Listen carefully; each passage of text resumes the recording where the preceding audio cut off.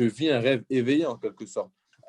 J'étais en Roumanie l'année dernière, je jouais le maintien. Aujourd'hui, je me dis que hey, ça, tu vas préparer un match contre Messi là.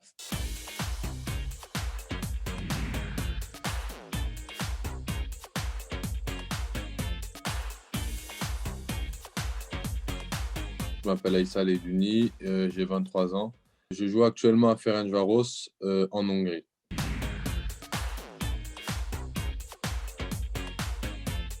Premier match professionnel en Ligue 1 à l'âge de 19 ans.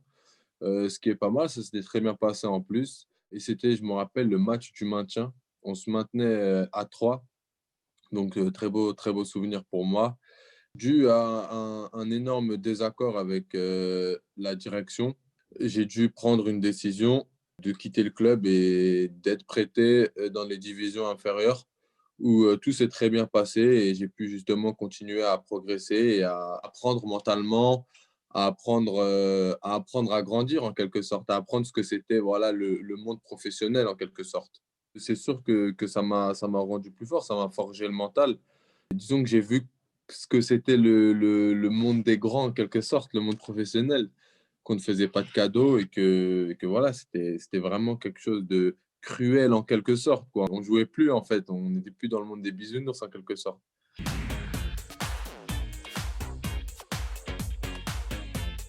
Il fallait que j'oublie, que je mette de côté, que je commence une nouvelle carrière. Le projet de la Roumanie, au début, m'avait pas vraiment emballé.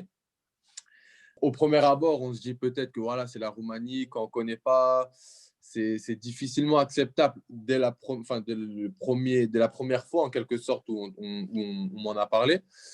Mais après, j'en ai parlé à mes parents, à mes proches, etc. Et je me suis dit, pourquoi pas? Ça peut être pas mal. C'est vrai que ça reste une Ligue 1 avec un très bon niveau. Logiquement, il y aurait des débouchés. J'ai tenté ma chance.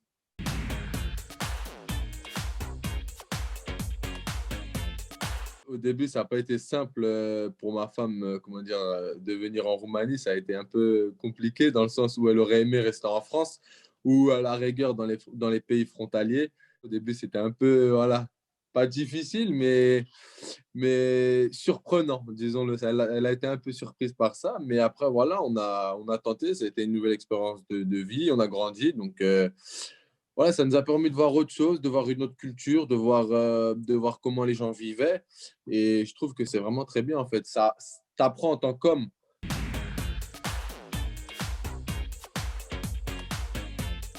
Je me suis vite adapté car en fait, il y avait tout ce qu'il fallait. Et je ne suis pas quelqu'un, voilà, non plus qui aime sortir et tout. Je suis plutôt quelqu'un de casanier. Quand j'avais du temps libre, j'étais chez moi, je me reposais.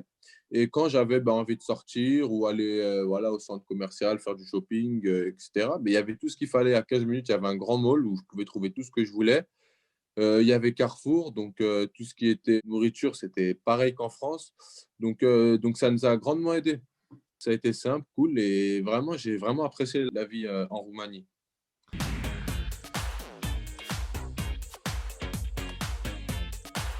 Cefaci, comment ça va? Bine, ça va bien? La langue utilisée là-bas, c'était l'anglais. L'anglais, enfin moi, j'utilisais l'anglais avec les camarades, j'essayais du moins. Au début, c'était un peu difficile, mais après, j'ai dû apprendre. Donc, je m'y suis mis sérieusement.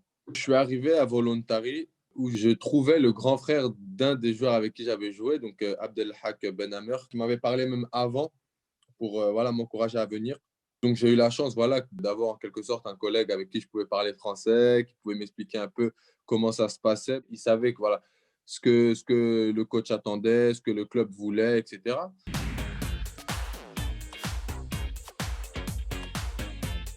Avec ma femme, ouais, j'ai dû lui dire que voilà, de Bucarest, on allait direction Budapest. Elle me charrie un peu avec ça. Elle me dit, tu vas me faire tous les pays de l'Est. J'ai trouvé que comment dire, que le projet du club était très intéressant, en fait, dans le sens où il y avait la Coupe d'Europe et champion aussi. Ça reste un champion, ça reste voilà, une grande équipe, la grande équipe, l'équipe d'Hongrie. Ça m'a tout de suite emballé et j'ai tout de suite su que c'était une bonne opportunité pour moi. Et aujourd'hui, je ne regrette pas.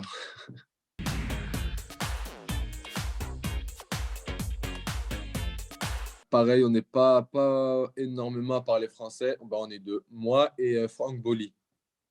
comme j'ai appris l'anglais en quelque sorte, ça a été plus facile pour moi l'adaptation ici, bien que je dois encore progresser, mais voilà. Par contre, la langue hongroise, c'est vraiment, vraiment difficile. J'ai vraiment de grandes, grandes, grandes difficultés. Je connais deux, trois mots comme SIA ou voilà, mais c'est vraiment difficile. Donc, l'anglais.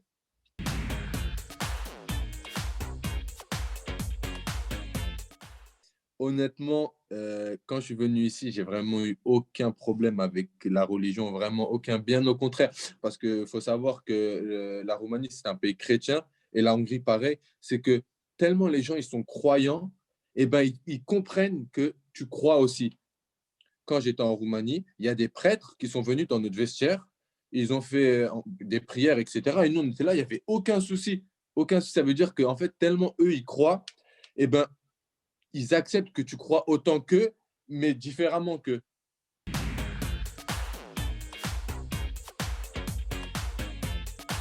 Ah ouais, honnêtement, quand c'était le tirage, j'étais devant ma télé comme un petit enfant de 8 ans à qui on a annoncé qu'il allait à Disney ou à Astérix. C'était vraiment, là, c'était vraiment super voilà, d'être devant la télé, de savoir que tu jouerais contre les deux plus grands joueurs de tous les temps.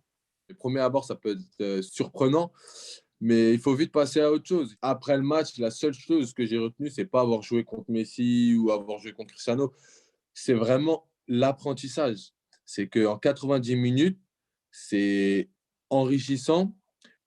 Comme je disais, le match, j'ai dû le regarder 4 5 fois déjà.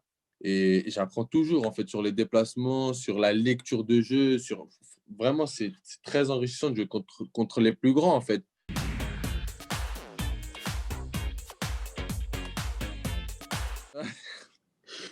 Je pense que c'est mieux de jouer la Ligue des Champions, hein. C'est la compétition mère, c'est la patronne.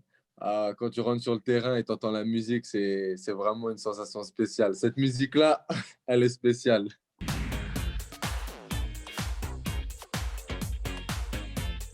En fait, cette Champions League, elle m'a permis de savoir que je pouvais arriver à un haut niveau, avec du travail, bien sûr, avec toute proportion gardée, en étant humble, etc.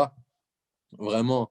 Mais voilà, ça me permet en fait de savoir que pour y arriver, il faut ça, il faut ça, il faut ça, il faut ça. Tu as toutes les informations possibles pour essayer d'arriver au haut niveau. Ben maintenant, à toi de te donner les moyens d'y arriver.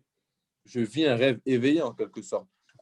J'étais en Roumanie l'année dernière, je jouais le maintien. Aujourd'hui, je me dis que hey, ça, tu vas préparer un match contre Messi là.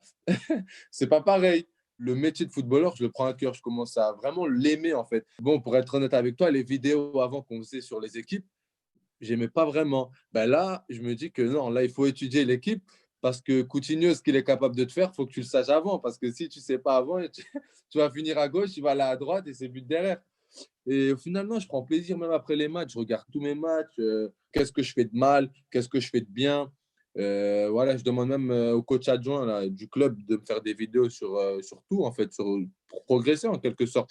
Et je prends vraiment plaisir à ça. Les séances de cognitivité et tout, je kiffe, je kiffe. Après, j'ai un, comment dire, un prépa physique nutritionniste en même temps voilà, qui me fait travailler, qui me dit, voilà, tu as besoin de ça, tu as besoin. Je sens qu'en quelque sorte, je suis footballeur maintenant. C'est dur à dire, hein, mais tu sens que tu es footballeur. Tu sens que voilà, c'est ton métier. Tu vis ton métier à fond et honnêtement, je kiffe.